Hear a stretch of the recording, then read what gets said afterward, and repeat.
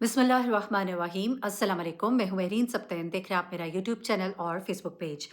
नाज़रीन, आज जो कहानी मैं आपके साथ शेयर करने जा रही हूँ हमारे बहन भाइयों के लिए एक बड़ी अच्छी कहानी है। एक ऐसी कहानी है जिसको सुनकर आपको सीखने का मौका मिलेगा। और यकीन मानिए मुझे बहुत खुशी होती है, क्योंकि जब मैं अपने इस चैनल पर आपके साथ वीडियोज़ शेयर करती हूँ तो मुझे बहुत कुछ ऐसा खुद को भी जानने को मिलता है जो हम अपना हक इस्तेमाल कर सकते हैं, और जहाँ पर हमारे साथ कोई ज़्यादती हो सकती है तो हम अपने आप को कैसे बचा सकते हैं उस ज़्यादती के होने से, क्योंकि कई दफ़ा हमें अपने हकूक़ के बारे में सही से इल्म ही नहीं होता। और आज की जो ये कहानी है हमारी माँओं के लिए, हमारी बुज़ुर्ग ख़वातीन के लिए एक बहुत बड़ा तोहफ़ा है। पाकिस्तान में कुछ ऐसे कवानीन आ चुके हैं जहाँ पर ख़वातीन के हवाले से ऐसे एक्शंस अब लिए जाते हैं और फ़ौरन एक्शंस लिए जाते हैं, जिसकी बिना पर वो ख़वातीन जो बेवा हो जाती हैं, वो ख़वातीन जिनके शौहर फ़ौत हो जाते हैं, वो ख़वातीन जो बूढ़ी हो जाती हैं, वो बुज़ुर्ग वालिदैन जो बुढ़ापे की हदूद को छू लेते हैं और उनके साथ किसी भी किस्म की उनकी औलाद या रिश्तेदारों की तरफ से ज़्यादती होती है, तो कानून इस वक़्त उनके हवाले से बहुत फ़ास्ट एक्ट करता है।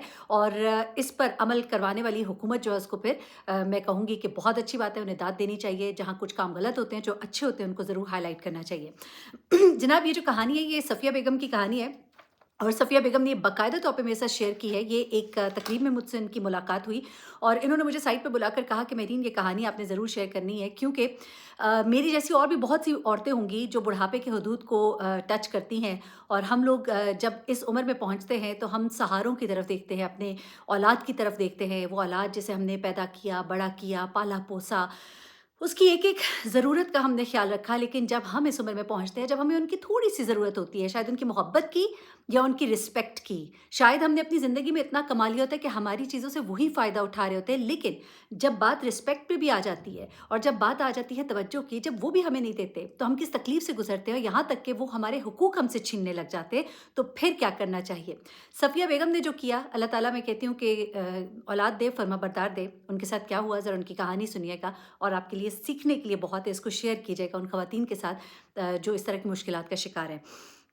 अब सफ़िया बेगम जो हैं इन्होंने एक ऐसी ज़िंदगी गुज़ारी थी जहाँ पे इन्होंने बहुत हार्ड वर्क किया। ये स्कूल की हेडमिस्ट्रेस रही थीं, और टीचर से उन्होंने अपनी एक नौकरी का आगाज़ किया। करते-करते उसी स्कूल में, सरकारी स्कूल था, सरकारी स्कूल में फाइनली ये हेडमिस्ट्रेस भी बनी और उसके बाद ये रिटायर हुई। इनके जो शौहर थे वो भी सरकारी मुलाज़िम थे, और सरकारी मुलाज़मीन की आपको पता ही है जो तनख्वाहें होती हैं, उसी के साथ ये दोनों मियाँ-बीवी जो है ये अपनी ज़िंदगी की गाड़ी को खींच रहे थे और इसको लेकर चल रहे थे। अल्लाह ताला ने इन्हें 2 बच्चों से नवाज़ा, 1 बेटा और 1 बेटी। उनकी पढ़ाई पर, उनकी तालीम पर इन्होंने खूब तवज्जो दी, क्योंकि खुद भी हेडमिस्ट्रेस थीं, तो इनकी ये कोशिश थी कि मेरे बच्चे जो हैं वो अच्छे से पढ़ें। तो उनके होमवर्क, उनका हर काम, उसको बहुत बारीकी से वो देखती थीं और अपने बच्चों पे बड़ी तवज्जो देती थीं। दीनी मामलात में भी वो कहती हैं कि मैंने बहुत तवज्जो दी, लेकिन न जाने कहाँ मेरे से कोताही हो गई कि वो बात जो अल्लाह ताला सबसे ज़्यादा नापसंद करते हैं, उन्हीं बातों में से एक बात है माँ-बाप की नाफ़रमानी, माँ-बाप के साथ बदतमीज़ी। उन्हें उफ़ तक ना कहो, बुढ़ापे में पहुँच जाएँ, उन्हें उफ़ तक ना कहो। ये इसलिए कहा गया है कि बुढ़ापे में आप कई दफ़ा ऐसी बातें कर जाते हैं जो दूसरे को नागवार गुज़रती है, लेकिन यहीं पर आपका इम्तिहान है कि आपने माँ-बाप को तो उफ़ तक नहीं करना। अब यहाँ पर क्या हुआ कि इन्होंने बताया कि किस तरह से उन्होंने और उनके मियाँ ने पाई-पाई जोड़ी, और उसके बाद उस ज़माने में कुछ स्कीम्स निकली थीं, उसमें उन्होंने पैसे इन्वेस्ट किए, अल्लाह ताला ने कुछ बरकत डाली। गवर्नमेंट स्कीम्स थी, फिर उसके बाद उन्होंने उन पैसों से एक प्लॉट खरीदा। उसके बाद वो कहती हैं कि मैंने बहुत सी कमेटियाँ डाली, कहती हैं कई साल ऐसे थे कि जब मैंने एक नया जोड़ा तक नहीं बनाया। पुराने जोड़ों को, यहाँ पर उन्होंने जब कुछ बातें बताई, कहती हैं कि मैंने कपड़े इस तरह से कुछ खरीदे कि पहले वो सफ़ेद रंग का जोड़ा होता था। उसको मैं डिज़ाइन करके, क्योंकि कॉलेज भी जाना है, स्कूल जाना है, पढ़ाना है, आप टीचर हैं, आपको कपड़े अच्छे पहनने होते हैं। ज़ाहिर-सी बात है, नौकरी पेशा ख़वातीन बेहतर इस बात को समझती हैं। अब वो कहती हैं कि जब मैं वहाँ जाती थी तो मैं वहाँ पर कपड़े जो हैं इस तरह से मैं पहनती थी, मेरे सलीके की लोग दाद देते थे। मैं अपने कपड़ों को इस तरह इस्तेमाल करती थी कि पहले सफ़ेद जोड़ा खरीदा, उस पे 1-2 लेसें लगाई, खूबसूरत सा उसको करके पहन लिया, फिर उसके बाद दोबारा से उसकी सिलाइयाँ खोलती थी, उसको रंग कराती थी, सस्ती सी लेस दोबारा से बदल देती थी, और वो जोड़ा जो है वो एक और रंग में, एक और खूबसूरत अंदाज में हो जाता था। फिर दोबारा से वो कहती है उसी जोड़े को, एक-एक जोड़े को कहती है मैंने 5-5 बार डाई किया।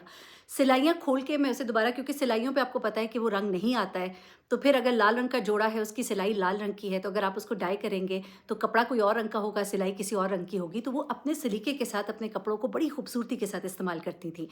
तो कहती हैं कि जब हम घर बना रहे थे तो कई साल मैंने नए जोड़े तक नहीं बनाए। पुराने ही जोड़ों को कभी दुपट्टे बदल के, कभी उनका थोड़ा स्टाइल चेंज करके, कुछ करके मैं इस्तेमाल करती रही। यहाँ तक कि कई जोड़े मैंने बहुत-बहुत बार पहने, लेकिन मुझे उससे कोई गर्ज़ नहीं थी, मैं सिर्फ़ एक अपना घर चाहती थी। कहती है हमारे ख्वाबों की एक ताबीर थी, बड़ा ही खूबसूरत सा घर हमने बनाया, बहुत मेहनत से बनाया, बड़ा टाइम लगा हमें बनाने में। वो कहते हैं हम सरकारी क्वार्टर में रहते थे और हमने जब वो घर बनाया, बनाना शुरू किया तो मेरी जॉब 5 साल रहती थी। वो कहती इन 5 सालों में हमने घर बनाया और वो घर जो है बड़ा खूबसूरत बनाया। 14 मरले का घर था और 14 मरले के घर को कहती हैं कि मैंने ऐसे सोच के बनाया कि जब हम बुढ़ापे को पहुँचेंगे तो एक पोर्शन में मैं रहूँगी, एक पोर्शन में मेरा बेटा रहेगा। हमारे पोर्शन में हमारी बेटी का भी कुछ हिस्सा ऐसे होगा, कभी वो आए हमारे पास तो आके सुकून से रह सके और एक प्लानिंग करके वो कहती हैं हमने पूरा घर बनाया। उसके बाद वो कहती हैं कि वो रिटायर हुईं, लेकिन किस्मत ने साथ ना दिया, उनके शौहर जो है उन्हें हार्ट अटैक हुआ, उनकी डेथ हो गई। बेटी की वो इसी दौरान में शादी कर चुकी हुई थी, बेटा जो है उसके लिए वो रिश्ता देख रही थी। अभी मंगनी ही की थी लेकिन उनके शौहर का इंतकाल हो जाता है। अब शौहर का जब इंतकाल हो जाता है, ये घर जो है बेसिकली शौहर ने उनकी जो वाइफ़ है उन्हीं के नाम पर किया हुआ था।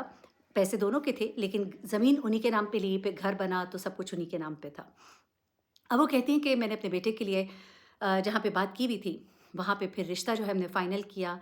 मेरे शौहर के वफ़ात के 1 साल बाद मेरे बेटे की रुखसती करके हम उस दुल्हन को घर ले आए और ऊपर का हिस्सा जो है उनको सेट कर दिया और ऊपर के हिस्से में उन्होंने बताया कि एक कमरा जो है हमने गेस्ट रूम के तौर पे रखा हुआ था और एक कमरा मैंने नीचे अपनी बेटी के लिए रखा हुआ था अपने साथ कि जब भी वो हमारे पास आए तो वहाँ पे ठहर सके।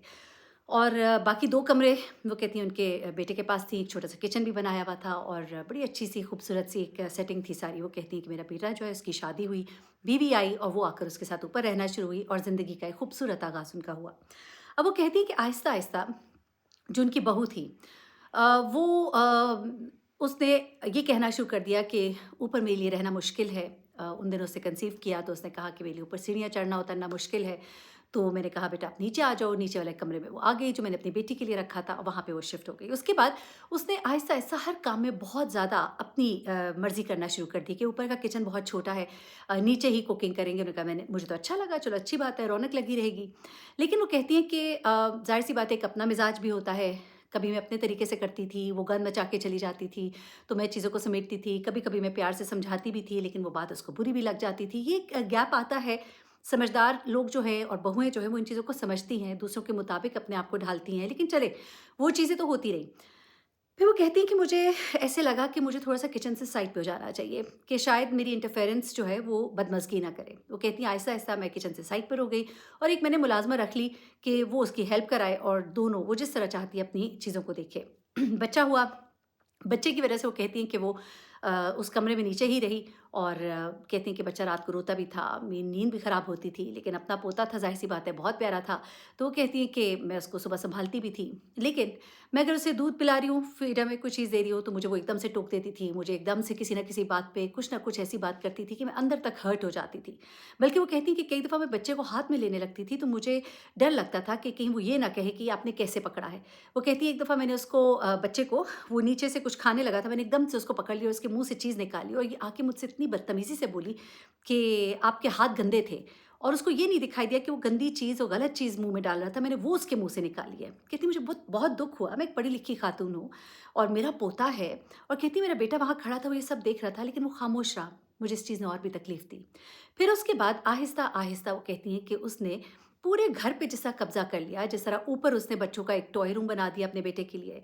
ऊपर अपना एक बेडरूम है, नीचे भी एक बेडरूम है। अब मेरी बेटी आई तो उसको ऊपर बच्चे के टॉय रूम में भेज दिया। मुझे दुःख हुआ कि बेटी जब माँ के पास आती है तो उसको दिल करता है कि अच्छे से रखे। तो मैंने कहा कि बेटा कुछ दिन के लिए तुम ऊपर चली जाओ, वो नीचे रह जाए। तो इस बात पे उसने मेरे साथ खूब बदतमीज़ी की। वो कहती ये चीज़ मुझे बहुत खिली। मैंने उससे कहा अपने बेटे से कि बेटा ऐसे तो ये बात अच्छी नहीं है। मैंने ये कमरा इसलिए रखा था कि जब भी मेरी बेटी आया करे तो उसको मैं नीचे जगह दूँ, तो तुम लोग के पास पूरा ऊपर का हिस्सा है, वहाँ पर चले जाओ।